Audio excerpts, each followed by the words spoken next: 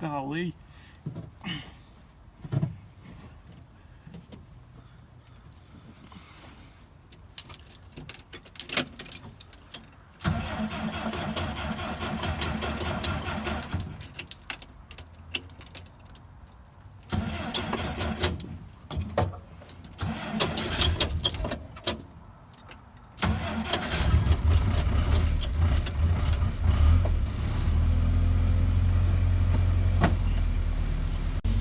All right, so that was the first snow startup.